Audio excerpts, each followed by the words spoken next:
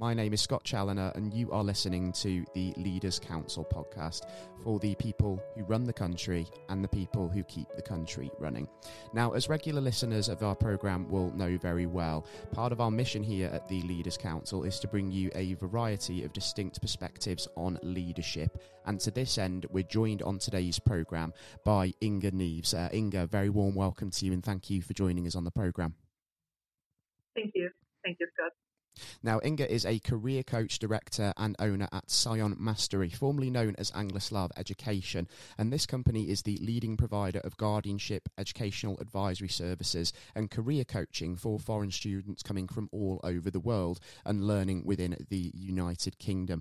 Now, what we're going to be talking about today is skills, because the Leaders Council recently held a roundtable discussion looking at the Skills and Post-16 Education Act and sort of some of the issues around the skills shortage in many industries within the United Kingdom at the moment. Now, it's clear, isn't it, Inga, that we have a skills shortage in many sectors. Construction, engineering tend to fall within that bracket. And you feel that parents do have a serious amount of responsibility to take within this situation. So for those tuning in, could you just elaborate on sort of why you feel that they do have sort of something to answer for here? Well, I'm working with a family for the past 20 years, and my families that I'm working with all around the world, they're international families. And the main concern I have is not children. I never have problem with children, just with their parents. And mainly that they want from their children something very fun, but at the same time that their life will be stable and confident, and yet will be very, very fun. And the emphasis on that job has to bring the joy and fun is wrong, in my opinion. The job has to bring the living and the quality and appreciation and respect. Job is not for fun. I wouldn't like to hire somebody who just come here to my office to have fun. Fun you're having in a nightclub, not at a job place. It's very nice when you are respected at work and you could have a time-to-time tea time conversation which is not related to your work. It's fun, it's very good, but it's not the main determination to go and look for a job. It's interesting, isn't it, that we're recording this podcast on the 17th of August 2022, and Conservative leadership candidate Liz Truss is currently in the news for suggesting that, you know, maybe we don't have the work rate that other countries have at the moment, and people are maybe too focused on fun rather than the hard graft, as it will. So very, very interesting that in and of itself. And I think it's interesting, isn't it, that we're in a country here where children are sort of drilled into children, isn't it, that you can be whoever you want to be and whatever you want to be. And people are going off to university. There's a huge sort of academia focus in this country, isn't there? And people are going and studying degrees that don't have any sort of practical value. They're not learning any technical skills, and they're coming out of university and finding that their job prospects are therefore incredibly limited. So do you think that education also has something to answer for there as well? Well, yes, absolutely. Education has to be selective. Education, and especially further education, not for everybody. You have to be skilled and built for study. And actually, academia is not that fun either. It's a long hours of studying, a boring job of reading a lot of papers and writing and writing. All our students are prepared for that. A lot of them actually want to look at the podcast, maybe. It's good if they're looking at the podcast. Majority of them looking at the cat show in YouTube or some rapper doing the silly things, right? So it's very difficult to encourage kids to do something as boring as reading books, reading literature, reading the science magazines. And what are we talking? Everybody has to go to university? Not everybody, and not at the same time. So basically, I think that each child has their own roots. And some children, they just need to be breaking from the academia world at the age as early as 13, because they probably don't understand that knowledge will be needed for them in the future. And maybe they don't want that knowledge. Maybe they want the life of a gardener. Why do I need to learn further math if I want to be a gardener? Let him be a gardener. We need gardener. Mm. What's wrong about that? But the emphasis of the parents that my child has to be the top of the top, but at the same time not giving them as even a trial of responsibilities. That is a disaster for the future generation, for the future world. Who is going to run the world? TikTokers? That's exactly the thing, isn't it? Social media is something we'll certainly get into a little bit later in the discussion, I'm certain. And just sort of dwelling on education for just a little while longer, actually, Inga. You talked about sort of a process of elimination there. And I think what we're talking about, just to sort of elaborate for the listeners, is that when you sort of go through an academic pathway in the UK, I mean, academia is sort of the only route forward until your age sort of 16 to 18, isn't it? And by that point, you have a lot of pupils there who've been alienated by academia, not particularly being good at it, and yet are leaving without sort of the best GCSE qualifications because of the way that they're inclined. And obviously they're left feeling like they're a failure because of it, because there aren't the technical pathways for those pupils to go and really do things that they're good at, to go and make a difference. And so there needs to be alternative pathways available, and that process of elimination needs to come in earlier, doesn't it? Absolutely, but I want to correct you, because the separation and selectiveness of children who are going to succeed in academia started at as early as 14 or even 13. Basically, at 13, you already can choose what subjects you are going to read for GCSEs. And depending on your GCSEs, or you're going for A-levels, or you are going to colleges and pursuing the vocational diploma. And you're learning real life skills. And it's not a problem about this. It just doesn't look socially as a successful way. And that's a problem. But I think it's a very good idea to implement the test and separation, because of the world, how the world is developing at the moment. It requires from us more and more attention. We have a wealth of information and very, very shortness of attention. And the new generation have to be very attentive. They have to have a skill to listen and grasp the information in a speed of light. And how on earth, if you are not able to complete the test in math within the 60 minutes that required, how are you going to absorb the amount of information that's floating on you at the workplace? So basically, you need a different environment. You need just longer time to absorb the information. Therefore, you shouldn't go to academia. You shouldn't be a rocket scientist, because you wouldn't be good at it. That's exactly right. And I think as well that the issue that we have here is the fact that these sort of technical career options, they're portrayed as being much less glamorous than sort of being a social media star or being something else, isn't there? And I think social media does have a lot to answer for in that sense, as well as education, because people don't want to go and be a builder or a plumber or something of that ilk, do they? And that image needs to change, doesn't it? And there are several ways that we go about doing that. And we need to, of course, look at what social media is doing, as well as obviously the education side, don't we? Why don't we look at the reality of social media and the builder? Builder, at least, he can provide for himself, for his family. He could earn money wherever he is in the world. So as a social media specialist, but let's see how they're living. Yes, you can be on the beach in Bali or wherever it is, in a hot place, and resting. But can you really work on the beach? I tried, never worked. Yeah, absolutely. I think when you're in relaxation mode, it just doesn't work, does it? And social media really is sort of, it's portraying this message, isn't it, that every single child out there, every teenager probably wants to go and be a social media star and be a YouTuber. But let's be honest, I mean, how many of them really have a realistic chance of going and doing that? And then there are probably 95%, maybe more of them, that are essentially left sitting on their parents' sofas with no qualifications. And that is a real, real problem, isn't it? And in reality, social media, let's see what is the real quality of the social media. The quality of social media, that is not accidental people. They actually put hours and hours in reading, in watching, in repeating, in rehearsing. That's not easy.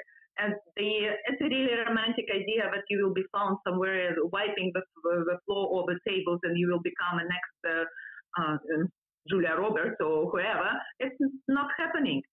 All that professions that's very glamorous, very intense, and very fun looking at, this requires a lot of dedication, time, and skill. And that skills are nobody talking about with teenagers. I never say to teenagers that if you want to be an actor or an actress, it's never going to happen. Yes, it's happened. Absolutely, you can.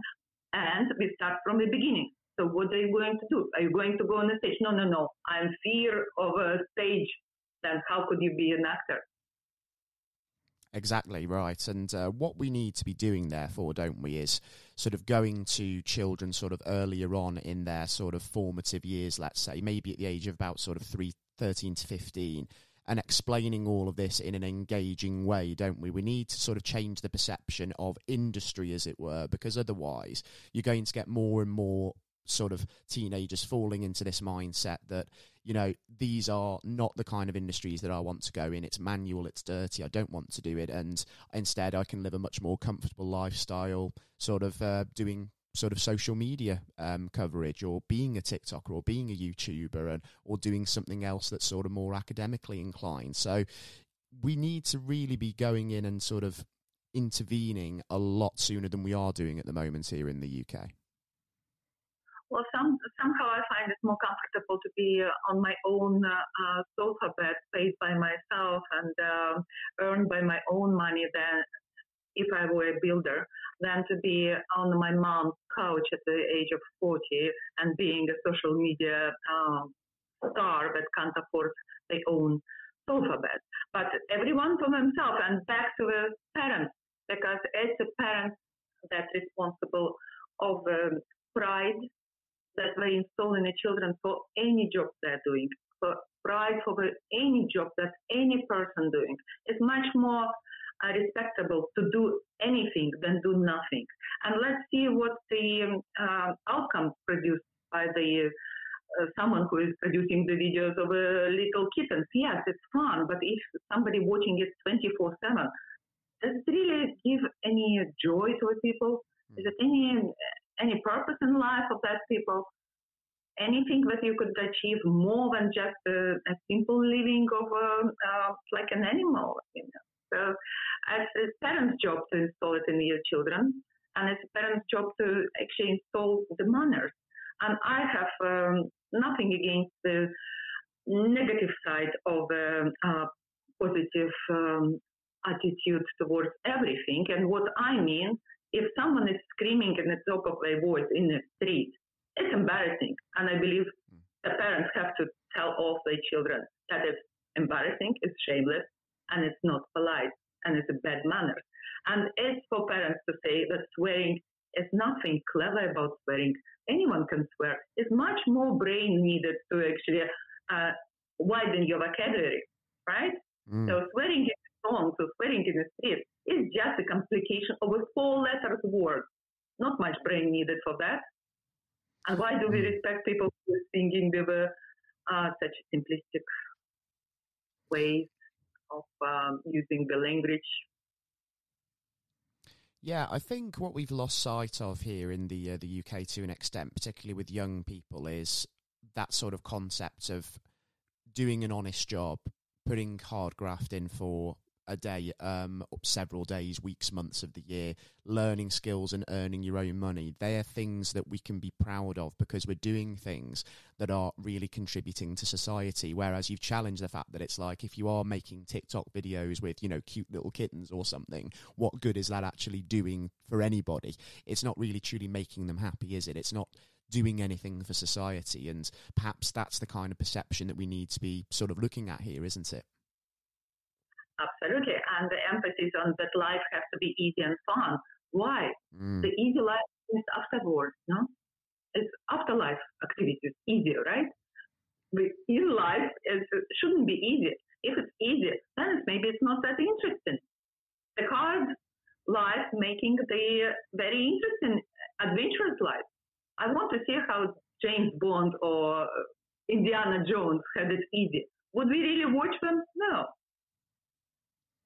This is the thing, isn't it? People sort of crave the easy sort of leisure lifestyle, don't they, that they see on social media more than they value actually going and doing an honest day's work to earn the money that can perhaps have them live that lifestyle. Because if you start your own business and that business becomes successful and you make an awful lot of money from it, you can go and live that lifestyle later on in life because you'll have the money to do that, but you will have done that through your own hard work and hard graft that you put in over the years. And that's what people forget, isn't it? They want kind of like that fast track route to sort of a comfortable lifestyle.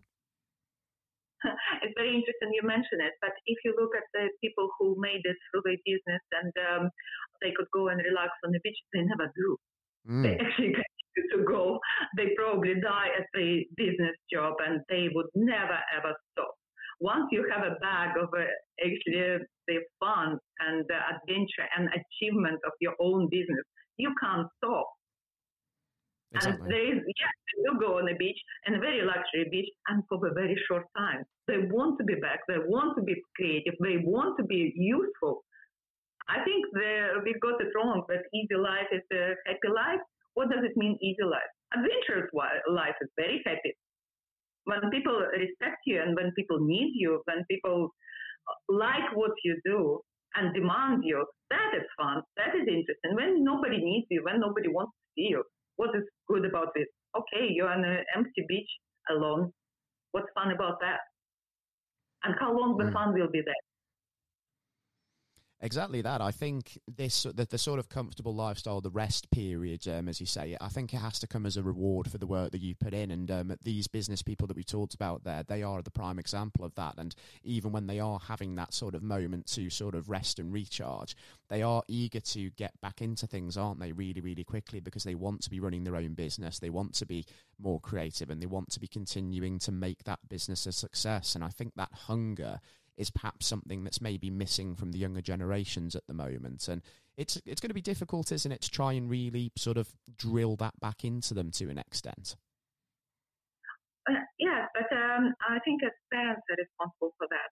If parents are bored with their job and they are saying how difficult it is and they're not appreciating it and you would never go and do what I do, and then children will just repeat, because children belong to parents until they're 13. And for 13 years, they installed in their head that job is boring, that the work is boring, it's not appreciated. Then how could you expect them to change it? They bred with that. They got that idea with mother milk. So how could you change it? Or to change it, it will be a difficult job. So why don't we just help the parents to actually see the future in a better way, in a respectful way? Especially with the COVID, we all saw how important is the cleaners, how important this job that we are calling simple. Nothing is simple. It's not simple to do routine job. It's very difficult. Try to do again and again all the same things and never do mistakes. It's very, very difficult. Try to install in the children the pride of I can do the routine job very good every single time. Be proud of that. It's a hard job. To be silent, to be doing this all again and again, very difficult. But this is what requires.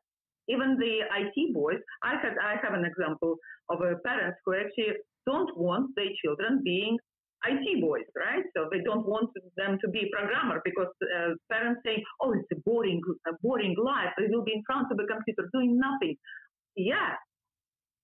And at the same time, they earn the money, they do what they can do, and the fun they will have in the evening, no? Or in the morning, depending when do they have fun. But it's up to them to find their activities. And I am after the concept, don't mix pleasure with work. Do mix it, then you don't have a pleasure and you don't have a work. I love to dance. I bet nobody will ever pay for watching me dancing. Exactly right. And it's so important, isn't it, that people do sort of remember this. And I think what's happening is parents are maybe sort of giving the impression to their children that going and pursuing these careers aren't just sort of boring, but they're not lucrative either. And the reality couldn't be different, because when it comes to sort of remuneration, which again I think is sort of something which is at the forefront of a lot of young people's minds, you can earn quite a lot of money from being an IT programmer or a builder, can't you? And I think that's something that maybe society is failing to understand in some areas. Yes, we're all born with some limitations, right? We're all born with some limitations. There is no person without limitations. And parents have to be realistic. Maybe you want your son or daughter will be a super duper singer or whatever, but they can't sing. There is no voice. And doesn't matter how much time they will spend, they would never be a worldwide singer. There is only so many opera singers we know, right? Why? Because it's only so many of them born with this natural talent. But opera singer probably has no idea about some Ruby or Python language, right? So we consider their life less successful than some IT boy. No, you have to take in consideration the limitations that a person is born with, and stop to live vicariously through your children's life, your own life that you didn't achieve, that you wasn't built for something that your competitors achieved. Exactly right. I think what we are guilty of doing is sort of giving this impression, and it goes back to what we touched on at the beginning, that we're telling children that they can be whoever or whatever they want to be, but they're ending up reaching for the stars in that way because they've been told that, and they've ended up sort of failing and ended up sitting on their parents' sofa without any qualifications because they've not bothered to then go and actually put the work in because they've chased the ultimate dream. So I suppose rather than telling children that they can be whatever they want, maybe we should be telling them, go and be the best version of yourself and do something that you're good at. I think we should say to the child that they have to do something that's absolutely paying off for their living. That is first and foremost. I think it's very important when installing in children that they have to be useful for the society, at least being independent, that society doesn't need to look after them, that they can look after themselves, not just the society, parents as well, that they have to be independent human beings. It doesn't matter what they're doing, all their social media specialists or their builders or whatever. They have to be able to provide for themselves.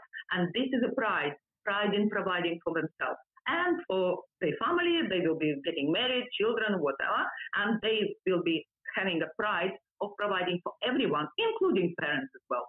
Why not? Exactly right, because there's obviously nothing wrong with having the dream of being something special, but you've got to be able to distinguish that from real life, haven't you, and realise that I have responsibilities, I need to make a meaningful contribution to society, I need to provide for myself, I need to provide for my family, and therefore, I'm going to sort of pursue a career that will enable me to do that, and that career is something that I'm good at, that I enjoy, and hopefully that mentality, if we start to sort of shift towards that a little bit more, maybe we can start to sort of really address this issue sort of in the sort of the familial sense, the household side of things.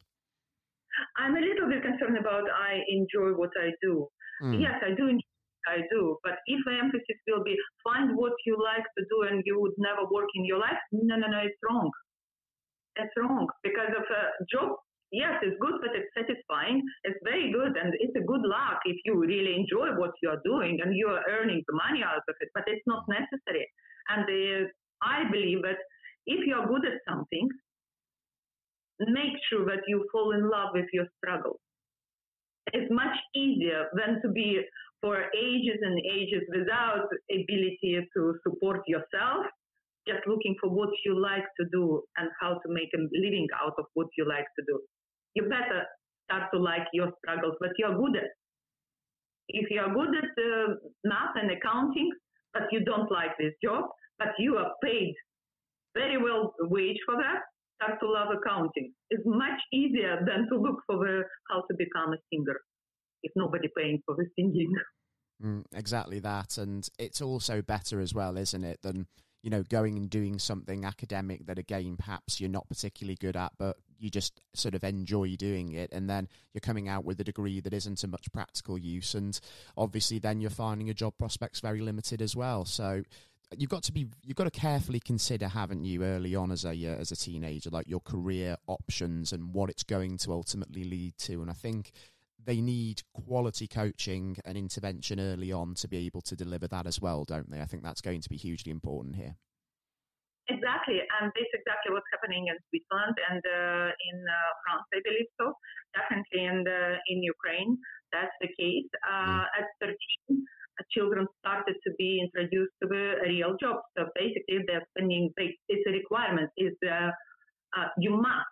You can't avoid it. Of course, a lot of parents, they try to buy it out or try to make it as a vacation or something. But every child at 13, they have to spend 2 weeks during the summer as a workforce, or in a shop, or in a factory, or even in the street, cleaning the streets. They have to have a work experience. At 2 weeks work experience starting from 13 years old. And it's a very good practice, because if someone thinking that they would never have to earn the money, they would never have to do anything, no, they have to. And if it works that somebody at the factory see how difficult it is, how strenuous it is on it physically, right? Maybe their brain change and they start to be more academic, to actually become someone who will be operating the machines, who will make the machines, but make machines like Elon Musk. World is changing. Now we are looking to build the machines, but we'll be building a machine. But for that, you definitely need a little bit more attention, and not a little bit. You have to build the mental skills and the arithmetic skills, right? Everything digitalized. And you would have to become a lover of physics and math. But how do you know? If you're not trying a hard job, you have two ways. Or you're going and learning the engineering from the hands job, right? Hands-on, starting from the pike, using the pike and dig the whatever, right? Or you're going academic route and see all of that on paper, learn it from theory, and then go back to factories, right? So it's only two routes. We are not very creative in a different way. Or you're doing it physically, or you're doing it mentally first. Whatever works for the child, better. But the earlier they start to learn, the better. So I think here is government and educational authorities, they have a role to play, because parents, we lose the contact with the children. We give them way too much power, way too much choice. I heard as silly as when parents divorcing, and some advisors asking, oh, do what your child wants you to do. What? You're asking that your 40s, 50s, what your 7-year-old wants to do? We are just somehow merged the difference between adults and a child. Same happening in education. Why do we ask children what they want to learn at 13? What do you mean that you will be learning simple biology or physics or chemistry? World is not simple, and it's not going simple way. Simple knowledge of science is not enough for the future. Yes, the only thing you have to do, you have to be very proactive and tough parent, and be able to say to your child that you are plainly lazy. You will sit down and learn it. But we parents will stop doing this, right? So we have our fun life, and we don't think that we have our issues, right? We want to give to our children what we didn't have in life, but we forget to give them responsibilities. We are taking the responsibilities from our children. What are our children responsible for? Have a look. They have nanny, they have cleaners, they have cooks, they have drivers. And what do they do? What responsibilities they have? Tough questions, isn't it? And I think you're absolutely right. I mean, I think we are so liberal, aren't we, with children, and we shelter children so much that we do take responsibility off their shoulders, and we're asking them at an early age what they want to be and encouraging them to do what they want to do, when in reality they might not even know what they want to be at an age so young, because they haven't got the requisite skills to really know what they're good at, and that sort of forces them down the wrong pathway early on. And You're absolutely right. Because we're not sort of putting them into work experience early enough, I suppose they aren't getting the appreciation for how difficult and how technical and how skilled some of the key jobs in our industries are. And as a result, you're left with a lot of unskilled young people who are dreaming of being social media stars, actors and singers. And these are the people that need to be, you know, building our infrastructure, completing our projects. And that's why we're lacking the skills, isn't it? Yes, and it's a disaster when 21 years old leaving the university, struggling to get to university, work hard, finish this funny degree of, let's say, feminine studies, right? And then at 21, nobody wants them. Nobody wants to pay for education. And we have 21-year-old who is already lost interest in life, already a loser. What's this person going to do when they will be 40? If you're a loser already 21, what's going to happen? And the life is long. And it's good that it's long. And it has to be fun. It has to be interesting. It has to be adventurous. It has to be proactive. Well, it's my opinion. Maybe someone love it easy to the state of just lie down and do nothing. Well, yes, possible.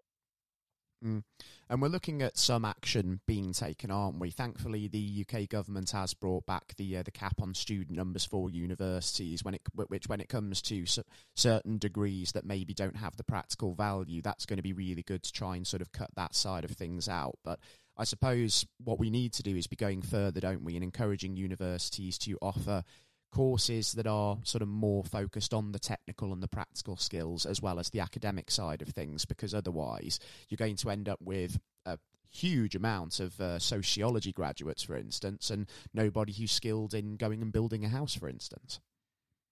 Exactly. That will be very good, but as one step at a time, it's very, very good that the CAP has been brought back. It's a really good idea. Not everybody has to go to university, and not everybody builds for that. And the most important, what do we do afterwards? The dream is completely broken after the university, but your diploma, that's one thing that is nobody talking about because it's still a business, right? And this is the thing about that value of your university diploma dropping 30% in the first year that you're not practicing your diploma. And how many graduates finding the job in the first year after they graduating? So 2 years down the road, the value of your 3 years bachelor's degree is less than 50%. Nobody's talking about this. So when children going to university, I think this is the first thing that has to be said, that if in a 3 years time, you're not skilled and nobody wants to take you and pay for you, all these 3 years, not just a waste of money because the debt is growing, right? But waste of time. Yes, you're not getting younger, though they're 21, but, and nobody wants you. Nobody wants to pay you. And all that investment is half of a value that you actually invested. That has to be told. Maybe then children will start to think, they're not children anymore. They're students, they're young people. They start to think about finding the job, not on the third year of university. Some of them even not looking for job in the third year of university. They are looking only when they graduated, and they think we will have a summer, and then I start to look for job. And the clock is ticking. The diploma is going down, value of diploma going down. Maybe if they've been told this early enough, they will start to look for job, a real job, maybe on the second year of university. Then they will be probably enjoying actually their studies much more.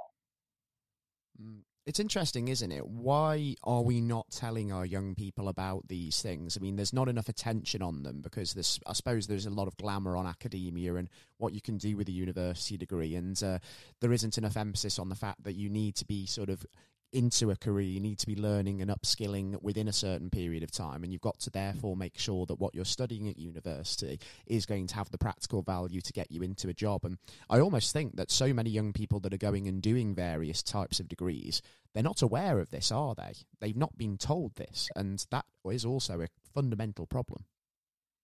Yes, they have no idea. I tell you a secret. I know why parents not telling it to the children. Do you think, as well as parents, then, as Inga, just to sort of sidetrack a moment, do you think, as well as parents, education also has a duty to sort of deliver this message as well?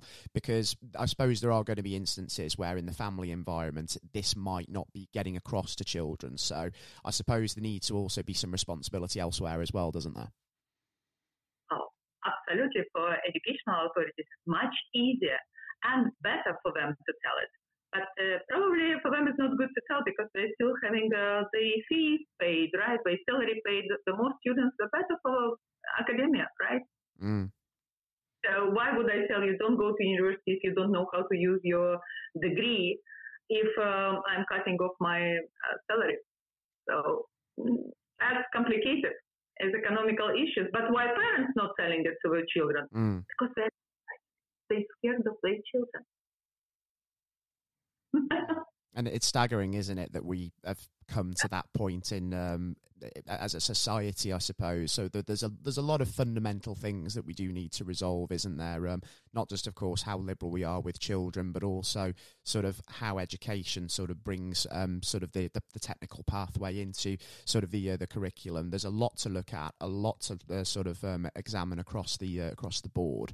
And we've talked about, of course, the university cap coming back. That is a start. But just before we finish up, Inga, actually, from your perspective, what is the next big piece of action that you sort of want to see ministers taking to really address this issue? What do we need to be doing in the next couple of years? Because the statistics are showing, aren't they, that job vacancies are at a record level and it's only going to get worse. Compulsory job placement starting from 13 years old and increasing in timings over the years. So basically 2 weeks when you're 13, 1 month when you're 14, 5 weeks when you're 16, and going on. Basically, work placement is necessity. It is, and isn't also, it? I personally, when I have a student, like mature student, university student, and they struggle with the studies, I start from one thing. What is that you think that you will be taken for work? And quite often they're just giving all these loud words because I'm creative, because I'm special. Creative? What do you mean creative? I'm creative too. So they don't see the competition for the work. And I think if they were to be introduced to the severity of the interview process and selection process for the job, maybe they will shape up. They just think that they will be taken simply because they're such and such parents, son or daughter of famous parents or wealthy parents or whatever, or because they're poor or because they have certain attributes, but nothing about the attributes of parents is actually related to them. And they're missing the fact that actually now everybody wants workers, employees, person for their skills, for their abilities. What are you going to deliver to me that I'm prepared to pay for? And if they know it, maybe they will use these 3 years of a bachelor's degree differently. Yes, absolutely. And maybe if they are sort of aware of, what skills and what competences are valued in society, they have appreciation for a hard day's work and, they've got experience of the interview process, again, from sort of job placements earlier in life. Maybe that will sort of give them the requisite skill set to succeed in later life. So a very, very fascinating suggestion. And let's see just whether or not ministers do sort of cotton on to the opportunity that there is there, Inga, because it can't come a moment too soon, can it? We do need to see real action on this now, whatever the government decides to do, don't we? Right. That will be good. Thank you. We certainly do. Inga, thank you for taking the time to join us on the podcast today. I mean, it's been so eye-opening and fascinating to sort of hear your point of view on this, because the skills gap is a real topical matter and issue in this country that does need to be sorted out. And as I've said before, I mean, that intervention cannot come a moment too soon. And I think it would be fantastic as well when we do start to see what type of action Boris Johnson's successor as Prime Minister starts to take on the skills issue, to even maybe catch up and just sort of see what is going on and assess exactly what they are doing. And hopefully, it's tangible action that's going to make a real difference. I hope everything will be changing for good, because we are one of the top leading countries in the world. So if not England, then who? Exactly right. Absolutely everything. And if we are not sorting this out, who would? Exactly. If we're going to be that truly global Britain that was sort of sold to the population by the Brexit dream, then we've got to look outward and we've got to lead the way on skills, haven't we? And show that obviously, we have that population here to sort of deliver what we need to see in the world. Inga, thanks again for taking the time to join us on the show. It's been amazing having you, and by all means do take care and stay safe with all that's still going on as well. Thank you. Lovely to talk to you. Bye. Goodbye, Inga, and thank you everybody as well for tuning into the podcast today, and I do hope that you thoroughly enjoyed a very compelling interview there with career coach, director and Scion Mastery owner Inga Neaves. And to remind you, if you are the head of an organisation or you run your own business and you feel that you have your own story to share with us here at the Leaders Council, or indeed your own contribution to make on the issues we've discussed today, then you too can apply to be on our programme via leaderscouncil.co.uk/apply. And until next time, to all of our listeners, you've been tuning in to the Leaders Council podcast, and I've been your host, Scott Challoner. Take care all, and goodbye.